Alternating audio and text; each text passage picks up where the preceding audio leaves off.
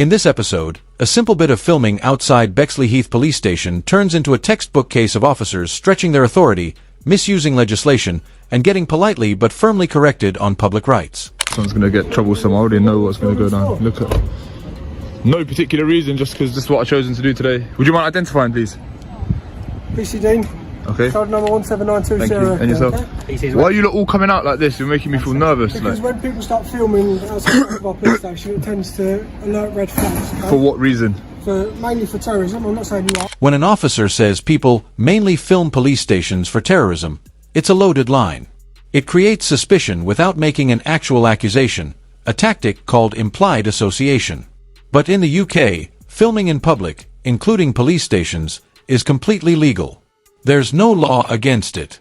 The word terrorism is often used to unsettle you, steer the conversation, and justify a stop or search that has no real legal basis. Okay, but mainly because the majority of people come around, they like to film our cars, know what our registrations are, know what our police officers look like. What? Okay? No procedures for getting in and out of the building safe and securely, so that in that way they can potentially perform a terrorist attack, okay, and have it all on recording. So that's why we come down and we like to check to make sure why they are. So you asked me to identify myself. Yeah, I'm not going to identify, no. No. Why is that? I'm not required to, I'm not committing any offence.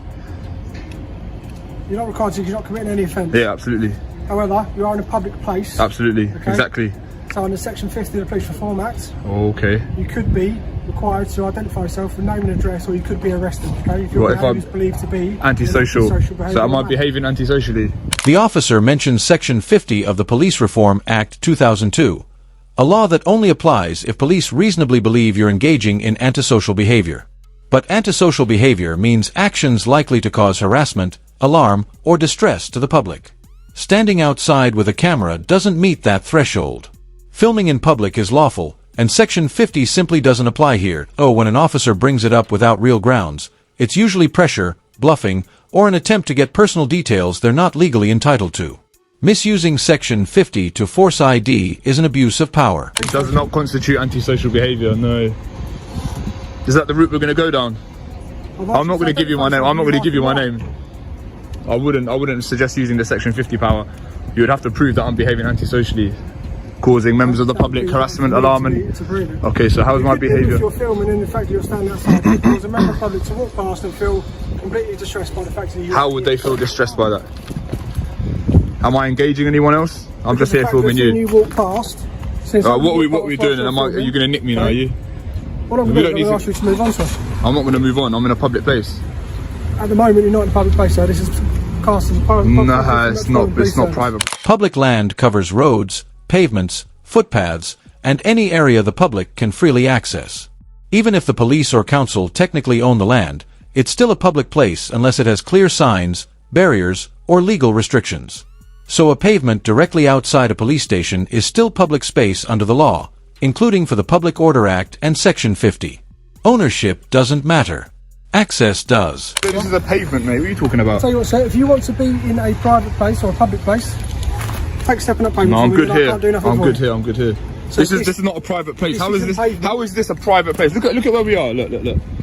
Just so the camera can pick it up, yeah? So if it... So there's your yellow lines. No. You're talking nonsense, mate. You're talking rubbish. And there you are, mate. You're trying to flex jurisdiction. Let's just pack it in. Yes, you are. I will carry on filming. Feel free, but just step no, I'm not going to step there. So we've gone Section 50, and now we're talking about private land. What's next? So I'm correct in what I'm telling you. No, right? You're just flexing unnecessarily. Yes, you are. Flex unnecessarily. You're not an issue to me. 179. All right, I'm not an issue. No worries. You are not an issue to me. Good. I have no reason to flex to you. Good. You are not that much of an issue. Good. Then there should be no reason. There should be no concerns about me filming. Then if that's the case. Well, generally there is concerns. Well, you just said that I'm not an issue to you. You're not an issue for me to flex. That means I'm not bothered by you. You're not big, high and mighty, okay? Okay. It's not about me, it's about you. This is about your ego, not about mine. Not about your... Yeah, of course it is. Your ego needs to be approved and swept and fucking stroked because you're standing... Did you just swear? Because, yeah, I did just swear. So you just... public place. Yes, of course you're in a public place. You just committed Section 5. I'm not in a public place. Hold on. Dean, bruh. This is Pack it in, mate. Pack it in, mate. Places over there. Pack it in, mate. Mate, places pack over it in there. right now. Don't swear again. We're all in a public place. This is all public. Private. This is all public. This is all publicly accessible. Show me where the boundary is that denotes public and That private. yellow No, double yellow line doesn't denote private property. Dean, mate, you're digging yourself a hole. You're digging yourself a hole. You just swore. You started with section 50. Then you're saying private property. Even if this was private property, it's a civil matter. This is publicly accessible. This isn't private property anyway. This is private mate. land, sir. This is Mate, this has not been good. Mate, this ain't good. Okay. Why are you swearing? Can I swear? Can I use the F word? You can swear if you want, sir. So I can say fuck, yeah? Congratulations. Fuck. Yeah, no, I feel good, yeah. Just we're carrying through. We're going to pay. And you did swear in a public place. Private. This ain't private, mate. No, it's not. You're making yourself look ridiculous. Just go back inside, mate. All right. You have to take a pinch of common sense as well. I don't have to take a pinch of nothing. I don't have to take any advice from any of you. I'm in a public place filming, which is lawful. And you've tried to threaten me. Yeah, you have. Yes, you have. You haven't educated me. I'm educating you right now. Go on. Like, with you standing so close to the entrance. I'm not obstructing you, am I? No, but you need to listen. With you standing so close to an entrance, filming, that poses security questions for us, okay? There are people who wish to do the police harm. Okay, I'm not one of those. Okay, but we don't know that, do we? Well, you have to go based on what you do know. You haven't identified yourself, so I don't need to. treat you as an unknown risk, so we don't know. Why am I at risk? This is a camera. The term unknown risk is meaningless in law and dangerously vague. Police can only act on reasonable suspicion, not on uncertainty or guesswork. Calling someone an unknown risk blurs the line between legitimate policing and arbitrary suspicion, and that's a direct violation of basic civil rights. Unknown risk. Common sense. Based on what? If an old Sir, granny was filming here, would she be an unknown risk? You're not letting me finish, so that you can't understand my point. Okay.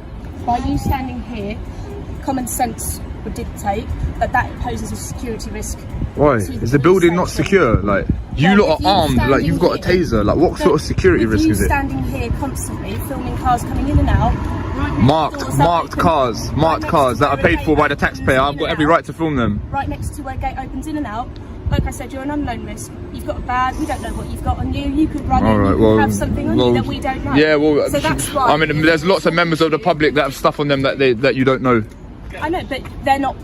Are they all unknown risks as well? Yeah, well, I can be here. Everyone's an unknown risk. Everyone's an unknown risk. We don't live in a police state where everyone's an unknown risk and you're constantly doing surveillance. What sort of you lot have been brainwashed or something? I'm just a member of the public. Chill out. We're not all unknown risks. What are they teaching you in training? Unknown risk. Is this a police state? Do you have to spy on each other? All like we all have to like snitch on each other? What's going on here? Like, what is going on here? So we have to manage risk.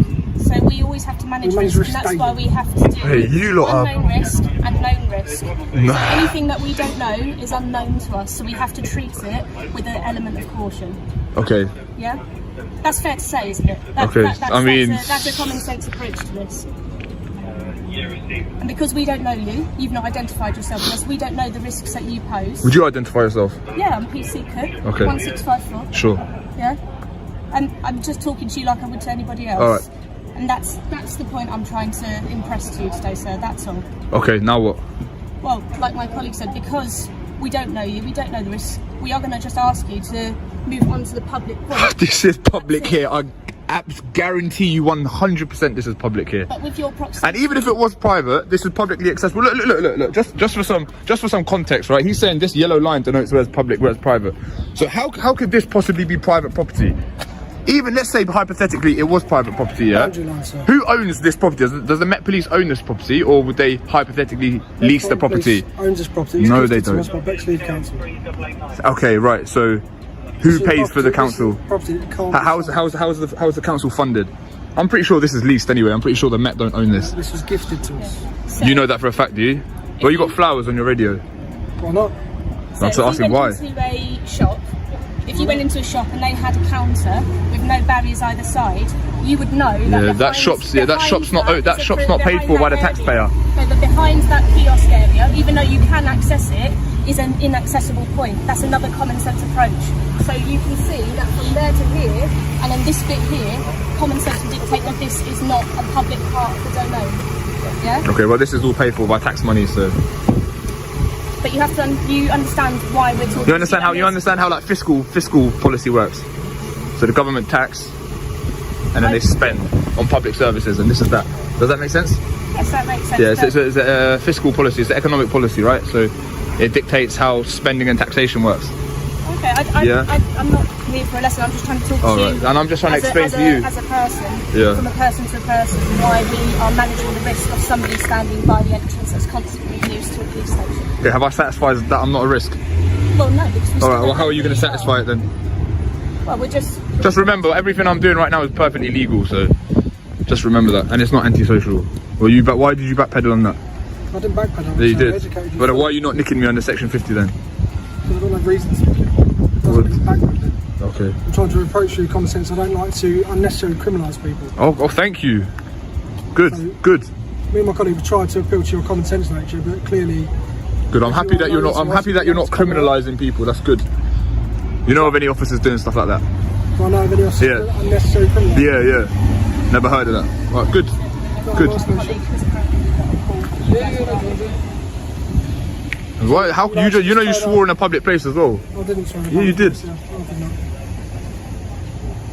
And if that has offended you, then I do apologise, but I did not swear in a public place. You did. You said the F word. I've got it on camera. I swore, but I'm not in a public place. All right. If you say so. Okay. Right, we done? Yeah, you go about your day. All right, you're dismissed. You're dismissed. Go away. So in this video, the auditor was simply filming outside a police station, a completely legal act on public land. Yet the officers kept threatening him with laws like Section 50, trying to force identification without a shred of lawful grounds. They even claimed the area wasn't public and treated him like a security threat for holding a camera. Meanwhile, the auditor stayed calm while they got unprofessional and overstepped their authority. This is a textbook example of police misusing or misunderstanding their powers to intimidate someone who knows their rights. Thanks for watching. Make sure to like, comment, and subscribe for more breakdowns that expose bad policing and protect your rights. Stay safe, and I'll see you in the next one. Peace.